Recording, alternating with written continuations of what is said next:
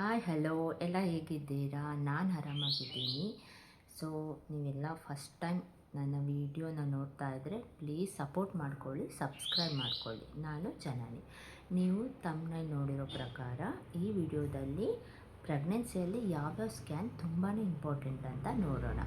ನೀವು ಪ್ರೆಗ್ನೆಂಟ್ ಅಂತ ಕನ್ಫರ್ಮ್ ಆದಮೇಲೆ 2 ಮಂತ್ ಎಂಡಿಂಗ್ಗೆ ಮಗುವಿನ ಹಾರ್ಟ್ ಬೀಟ್ನ ಚೆಕ್ ಮಾಡ್ತಾರೆ.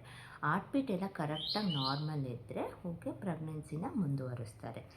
2 ಮಂತ್ಸ್ ಆದಮೇಲೆ 3 ಮಂತ್ಸ್ ಕಂಪ್ಲೀಟ್ ಟೈಮಲ್ಲಿ ಅಂದರೆ 11 ವಾರದಿಂದ 13 ವಾರದವರೆಗೆ ನನಗೆ 13ನೇ ವಾರದಲ್ಲಿ NT ಸ್ಕ್ಯಾನ್ ಮಾಡಿಸಿದ್ರು. ಸೊ ಫಸ್ಟ್ನೇ ಸ್ಕ್ಯಾನು NT ಸ್ಕ್ಯಾನು, ನ್ಯೂಚಲ್ ಟ್ರಾನ್ಸ್ಲ್ಯೂಸೆನ್ಸಿ ಸ್ಕ್ಯಾನ್ ಅಂತ. ನಮ್ಮ ಪ್ರೆಗ್ನೆನ್ಸಿಯಲ್ಲಿ ತುಂಬ ಇಂಪಾರ್ಟೆಂಟ್ ಸ್ಕ್ಯಾನು ಅದು. ಸೊ NT ವ್ಯಾಲ್ಯೂ ತುಂಬಾ ಇಂಪಾರ್ಟೆಂಟು. ಆ್ಯಕ್ಚುಲಿ ನನಗೆ ಫಸ್ಟ್ನೇ ಪ್ರೆಗ್ನೆನ್ಸಿಲಿ ನನಗೆ NT ವ್ಯಾಲ್ಯೂ ಅಷ್ಟು ಇಂಪಾರ್ಟೆಂಟ್ ಅಂತ ಗೊತ್ತಿರಲಿಲ್ಲ. ಸುಮ್ಮನೆ ಹೋದ್ವಿ, ಸ್ಕ್ಯಾನ್ ಮಾಡಿಸ್ಕೊಂಡ್ವಿ, ಬಂದ್ವಿ. ಆದರೆ 2ನೇ ಪ್ರೆಗ್ನೆನ್ಸಿಯಲ್ಲಿ ನನ್ನ 3 ಸಲ ಸ್ಕ್ಯಾನಿಂಗ್ ರೂಮ್ಗೆ ಕರೀತಾರೆ NT ವ್ಯಾಲ್ಯೂ ತೊಗೊಳಕ್ಕೆ. ಸೊ ಆಗ ಗೊತ್ತಾಯಿತು ನನಗೆ NT ವ್ಯಾಲ್ಯೂ ತುಂಬಾ ಇಂಪಾರ್ಟೆಂಟ್ ಅಂತ. ಮಗುವಿನ ಪೊಸಿಷನ್ನು ಈ ರೀತಿ ಇರಬೇಕು, ಆಯಿತಾ? ಇನ್ ಕೇಸ್ ಏನಾದರೂ ಈ ರೀತಿ ಇದ್ದರೆ NT ವ್ಯಾಲ್ಯೂ ಗೊತ್ತಾಗಲ್ಲ. ಆಗ ನಮ್ಮನ್ನು ಮತ್ತೆ ಕರೆದು ಮಗುವಿನ ಪೊಸಿಷನ್ ಚೇಂಜ್ ಆಗ್ತಾ ಇರುತ್ತಲ್ಲ, ಆಗ NT ವ್ಯಾಲ್ಯೂನ ತೊಗೋತಾರೆ ಈ ರೀತಿ ಇದ್ದಾಗ. ಸೊ NT ಅಂದರೆ ಮಗುವಿನ ಹಿಂಗೆ ಕತ್ತಿನ ಸುತ್ತ ಒಂದು ಥಿಕ್ನೆಸ್, ಲಿಕ್ವಿಡ್ನ ಥಿಕ್ನೆಸ್ನ ನಾವು NT ಅಂತ ಕರೀತಾರೆ. ಸೊ NT ಅದು 3 mm ಕಡಿಮೆ ಇರಬೇಕು, ಆಗ ಸೇಫ್ ಪ್ರೆಗ್ನೆನ್ಸಿ ಅಂತ ಅಂತಾರೆ. ನಿಮಗೇನಾದರೂ 3 mm ಜಾಸ್ತಿ ಇದ್ದರೆ ಏನಾದರೂ ಕ್ರೋಮೋಸೋಮಲ್ ಅಬ್ನಾರ್ಮಲಿಟೀಸ್ ಇರುತ್ತೆ ಅಂತ. ಆಗ ಮತ್ತೆ ಬೇರೆ ಟೆಸ್ಟ್ನ ಮಾಡಿಸಿ ಆ ಪ್ರೆಗ್ನೆನ್ಸಿನ ಕಂಟಿನ್ಯೂ ಮಾಡಬೇಕಾ ಇಲ್ಲ ಅಲ್ಲೇ ಟರ್ಮಿನೇಟ್ ಮಾಡಬೇಕಾ ಅಂತ ಹೇಳ್ಬಿಟ್ಟು ಡಾಕ್ಟರ್ ಡಿಸೈಡ್ ಮಾಡ್ತಾರೆ. ಸೊ NT ವ್ಯಾಲ್ಯೂ ತುಂಬಾ ಇಂಪಾರ್ಟೆಂಟು. ಆಗ NT ಸ್ಕ್ಯಾನ್ ಮಾಡಿಸಿದಾಗ CRL ವ್ಯಾಲ್ಯೂ ಗೊತ್ತಾಗುತ್ತೆ, ಮತ್ತು ಮಗುವಿನ ಹಾರ್ಟ್ ಬೀಟ್ ಎಲ್ಲ ಕನ್ಫರ್ಮ್ ಮಾಡ್ಕೋತಾರೆ ಅವರು.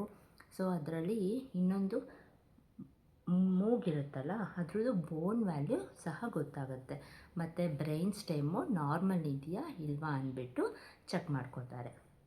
ತುಂಬಾ ಇಂಪಾರ್ಟೆಂಟ್ ಆಗುತ್ತೆ. ನೆಕ್ಸ್ಟ್ ಬರೋದು ಅನಾಮಲೈ ಸ್ಕ್ಯಾನು. 18 ವಾರದಿಂದ 21 ವಾರದಲ್ಲಿ ಅದನ್ನು ಮಾಡಿಸ್ತಾರೆ.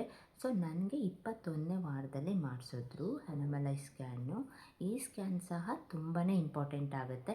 ನೀವು ಕೆಲವೊಂದು ಹಾಸ್ಪಿಟ್ಲಲ್ಲಿ ಏನು ಮಾಡ್ತಾರೆ ಅಂದರೆ ತುಂಬ ಕೇರಾಗಿ ಈ ಸ್ಕ್ಯಾನ್ನ ಮಾಡಿಸೋದಿಲ್ಲ, ಏನು ನೆಗ್ಲಿಜೆನ್ಸಿಯಿಂದ ಮಾಡೋರು ಮಾಡ್ತಾರೆ. ಅದರಿಂದ ಮಗುವಿಗೆ ಏನಾದರೂ ಪ್ರಾಬ್ಲಮ್ ಇದ್ದರೆ ಗೊತ್ತಾಗಲ್ಲ. ಸೊ ಈ ಸ್ಕ್ಯಾನ್ನ ತುಂಬ ಇಂಪಾರ್ಟೆಂಟ್. ನೀಟಾಗಿ ಮಾಡೋರ ಹತ್ರ ಮಾಡಿಸ್ಕೊಳ್ಳಿ, ನೀವು ಸಪ್ರೇಟಾಗಿ ಮಾಡಿಸಿದ್ರೂ ಪರವಾಗಿಲ್ಲ. ಸೊ ನಾನು ಅನಾಮಲೈ ಸ್ಕ್ಯಾನಲ್ಲಿ ಒಂದು ಮಗು ಕಂಪ್ಲೀಟಾಗಿ ಡೆವಲಪ್ ಆಗಿರುತ್ತೆ, ಫ್ರಮ್ ಹೆಡ್ಡಿಂದ ಹಿಡಿದು ತನ್ನ ಟಾಯ್ವರೆಗೂ, ಅಂದರೆ ತಲೆಯಿಂದ ಪಾದದವರೆಗೆ ಕಂಪ್ಲೀಟ್ ಒಂದು ಮಗು ಯಾವ ರೀತಿ ಡೆವಲಪ್ ಆಗಿರುತ್ತೋ ಅದು ಪರ್ಫೆಕ್ಟಾಗಿ ಡೆವಲಪ್ ಆಗಿರುತ್ತೆ. ಕಣ್ಣು, ಮೂಗು, ಪ್ರತಿ ಪಾರ್ಟ್ಸ್ಗಳು ಸಹ ಡೆವಲಪ್ ಆಗಿರುತ್ತೆ. ಸೊ ಆ ಸ್ಕ್ಯಾನ್ ಮಾಡಿಸಿದಾಗ ಅವ್ರಿಗೆ ಗೊತ್ತಾಗುತ್ತೆ ಯೂಶ್ವಲಿ ಏನಾದರೂ ಪ್ರಾಬ್ಲಮ್ ಇದೆಯಾ, ಏನಾದರೂ ಬೆಳವಣಿಗೆಯಲ್ಲಿ ಪ್ರಾಬ್ಲಮ್ ಇದೆಯಾ, ಎಲ್ಲ ಗೊತ್ತಾಗುತ್ತೆ ಅನಾಮಲೈ ಸ್ಕ್ಯಾನಲ್ಲಿ. ಸೊ ಅಲ್ಲೇ ಅವ್ರಿಗೆ ಗೊತ್ತಾಗುತ್ತೆ. ಏನಾದರೂ ಪ್ರಾಬ್ಲಮ್ ಇದ್ದರೆ ಅವ್ರು ಹೇಳ್ತಾರೆ ಪೇರೆಂಟ್ಸ್ಗೆ, ಈ ಥರ ಪ್ರಾಬ್ಲಮ್ ಇದೆ, ನೀವು ಕಂಟಿನ್ಯೂ ಮಾಡಬೇಕಾ ಇಲ್ವಾ ಅಂದ್ಬಿಟ್ಟು ನೀವು ಡಿಸೈಡ್ ಮಾಡ್ಕೊಳ್ಳಿ ಅಂತ. ಸೊ ಅನಾಮಲೈ ಸ್ಕ್ಯಾನು ಸಹ ತುಂಬಾ ಇಂಪಾರ್ಟೆಂಟು. ನೀವು ಅದನ್ನು ಸ್ಕ್ಯಾನ್ನ ನೀಟಾಗಿ ಮಾಡೋರ ಹತ್ರ ಮಾಡಿಸ್ಕೊಳ್ಳಿ. ಆಮೇಲೆ ಅನಾಮಲೈ ಸ್ಕ್ಯಾನ್ ಆದಮೇಲೆ ನೆಕ್ಸ್ಟ್ ಸ್ಕ್ಯಾನ್ ಬರೋದು ಗ್ರೋತ್ ಸ್ಕ್ಯಾನು. ಗ್ರೋತ್ ಸ್ಕ್ಯಾನಲ್ಲಿ 7 ಮಂತಲ್ಲಿ ಮಾಡಿಸ್ತಾರೆ, ಅರೌಂಡ್ 32 ವೀಕ್ಸಲ್ಲಿ ಮಾಡಿಸ್ತಾರೆ. ಆ್ಯಕ್ಚುಲಿ ಇಲ್ಲಿ ಏನಾಗುತ್ತೆ ಅಂದರೆ ಇವಾಗ 5ನೇ ತಿಂಗಳು ಸ್ಕ್ಯಾನಿಂಗಲ್ಲಿ ನಿಮ್ಮ ಮಗು ಡೆವಲಪ್ ಆಗಿದೆ, ಆಯಿತಾ? ಅಂದರೆ ಎಲ್ಲ ಪಾರ್ಟ್ಸು ಮತ್ತು ಕಿಡ್ನಿ, ಲಿವರ್ ಎಲ್ಲ ಪಾರ್ಟ್ಗಳು ಡೆವಲಪ್ ಆಗಿರುತ್ತೆ. ಈ ಗ್ರೋತ್ ಸ್ಕ್ಯಾನಿಂಗಲ್ಲಿ ಆ ಮಗು ಬೆಳವಣಿಗೆ ಆಗಿರುತ್ತೆ ಸ್ವಲ್ಪ. ಆ ಬೆಳವಣಿಗೆ ಆಗಿರೋದು ಕರೆಕ್ಟ್ ಇದೆಯಾ ಅಂತ ಹೇಳ್ಬಿಟ್ಟು ಚೆಕ್ ಮಾಡ್ತಾರೆ. ಈ 5 ಮಂತ್ ಸ್ಕ್ಯಾನಿಂಗಲ್ಲಿ ಅರೌಂಡ್ ಒಂದು 500 ಗ್ರಾಮ್ ಅಷ್ಟು ಬೇಬಿ ವೆಯ್ಟ್ ಇರುತ್ತೆ. 7 ಮಂತ್ ಸ್ಕ್ಯಾನಿಂಗಲ್ಲಿ ಒಂದು 1700 ಗ್ರಾಮ್ ಅರೌಂಡಲ್ಲಿ ಇರುತ್ತೆ. ನನ್ನ ಬೇಬಿ ವೆಯ್ಟು 1700 ಗ್ರಾಮ್ ಇತ್ತು 7 ಮಂತ್ ಸ್ಕ್ಯಾನಿಂಗಲ್ಲಿ. ಅಂದರೆ ಕೈ ಲೆಂತು ಕರೆಕ್ಟಾಗಿ ಆ 7 ಮಂತ್ಗೆ ಕರೆಕ್ಟಾಗಿ ಆ ಕೈ ಲೆಂತ್ ಡೆವಲಪ್ ಆಗಿದೆಯಾ, ಕಾಲು ಲೆಂತ್ ಡೆವಲಪ್ ಆಗಿದೆಯಾ, ಫಿಂಗರ್ಸ್ ಎಲ್ಲ ಗ್ರೋತ್ ಆಗಿದೆಯಾ, ಆ ಥರ ಎಲ್ಲ 7 ಮಂತ್ ಸ್ಕ್ಯಾನಿಂಗಲ್ಲಿ ಗೊತ್ತಾಗುತ್ತೆ. ಸೊ 7 ಮಂತ್ ಸ್ಕ್ಯಾನಿಂಗು ಯಾವುದೇ ಥರ ಭಯ ಬೇಡ. ಯಾಕೆ ಅಂದರೆ 5 ಮಂತ್ ಸ್ಕ್ಯಾನಿಂಗಲ್ಲಿ ಯೂಶ್ವಲಿ ನೀಟಾಗಿ ಡೆವಲಪ್ ಆಗಿದ್ದರೆ, ಪರ್ಫೆಕ್ಟಾಗಿ ಎಲ್ಲ ನಾರ್ಮಲ್ ಇದ್ದರೆ 7 ಮಂತ್ ಸ್ಕ್ಯಾನಿಂಗಲ್ಲಿ ಎಲ್ಲ ನೀಟಾಗೇ ಇರುತ್ತೆ. ಎಲ್ಲೋ 100ರಲ್ಲಿ 1 ಕೇಸ್ ಮಾತ್ರ ಏನಾದರೂ ಒಂದು ಪ್ರಾಬ್ಲಮ್ ಆಗಿರುತ್ತೆ. ಅದು ಬಿಟ್ಟರೆ 7 ಮಂತ್ ಸ್ಕ್ಯಾನಿಂಗಲ್ಲಿ ತುಂಬ ನೀಟ್. 5 ಮಂತ್ ಸ್ಕ್ಯಾನಿಂಗ್ ಕರೆಕ್ಟಾಗಿದ್ದರೆ 7 ಮಂತ್ ಸ್ಕ್ಯಾನಿಂಗಲ್ಲಿ ಯಾವುದೇ ಥರ ಭಯ ಬೇಡ, ಓಕೆನಾ. ಅದು ಗ್ರೋತ್ ಸ್ಕ್ಯಾನ್ ಅಷ್ಟೇ. ಅದರಲ್ಲಿ ಒಂದು 1700 ಗ್ರಾಮ್ ಅರೌಂಡಲ್ಲಿ ಬೇಬಿ ವೆಯ್ಟ್ ಇರುತ್ತೆ. ಸೊ ಇದು 3 ಸ್ಕ್ಯಾನ್ಸು ಇಂಪಾರ್ಟೆಂಟು.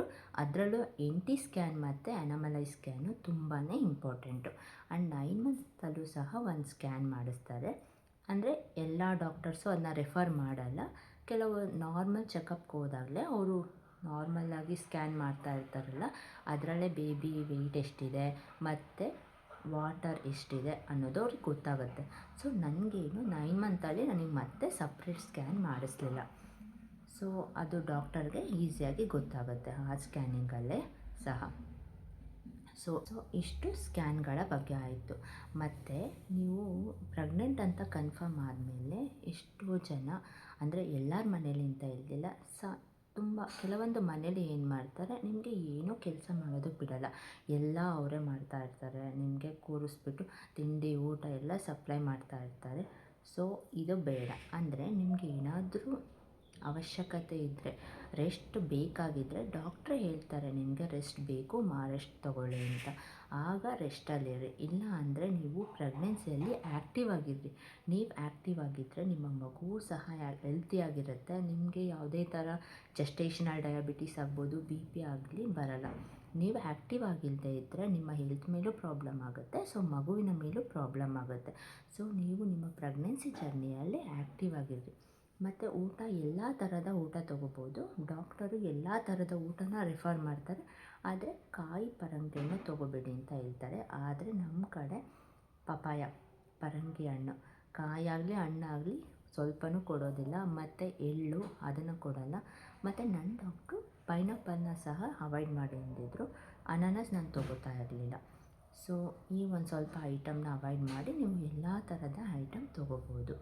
ಸೊ ನಿಮಗೇನಾದರೂ ಪ್ರೆಗ್ನೆನ್ಸಿ ಬಗ್ಗೆ ಯಾವುದೇ ಥರ ಡೌಟ್ ಇದ್ದರೆ ನನಗೆ ಕಮೆಂಟ್ ಮಾಡಿ. ನನಗೆ ಗೊತ್ತಿರೋ ನಾಲೆಡ್ಜ್ನ ನಿಮಗೆ ಹೇಳೋಕ್ಕೆ ಟ್ರೈ ಮಾಡ್ತೀನಿ. ಸೊ ನೆಕ್ಸ್ಟ್ ವ್ಲಾಗಲ್ಲಿ ಸಿಗೋಣ. ಪ್ಲೀಸ್ ಸಪೋರ್ಟ್ ಮಾಡ್ಕೊಳ್ಳಿ, ಸಬ್ಸ್ಕ್ರೈಬ್ ಮಾಡಿ. ನನ್ನ ಈ ಗ್ರೋತ್ಗೆ ನಿಮಗೆ ತುಂಬಾ ಇಂಪಾರ್ಟೆಂಟು. ಸೊ ಇಷ್ಟು ಸ್ಕ್ಯಾನ್ಗಳ ಬಗ್ಗೆ, ಪ್ರೆಗ್ನೆನ್ಸಿ ಬಗ್ಗೆ. ನಿಮಗೆ ಯಾವುದೇ ಥರ ಪ್ರೆಗ್ನೆನ್ಸಿ ರಿಲೇಟೆಡ್ ಡೌಟ್ಸ್ ಇದ್ದರೆ ನನ್ನ ಜೊತೆ ಶೇರ್ ಮಾಡಿ, ಕಮೆಂಟ್ ಮಾಡಿ, ನಾನು ಹೇಳೋಕ್ಕೆ ಟ್ರೈ ಮಾಡ್ತೀನಿ. ಸೊ ಇವತ್ತಿನ ಈ ವಿಡಿಯೋನ ಕ್ಲೋಸ್ ಮಾಡ್ತಾ ಇದ್ದೀನಿ.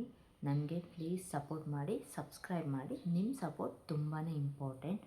ಬೇಗ ಬೇಗ ಲೈಕ್ ಮಾಡಿ, ಸಬ್ಸ್ಕ್ರೈಬ್ ಮಾಡ್ಕೊಳ್ಳಿ. ಓಕೆ, ಬಾಯ್ ಬಾಯ್.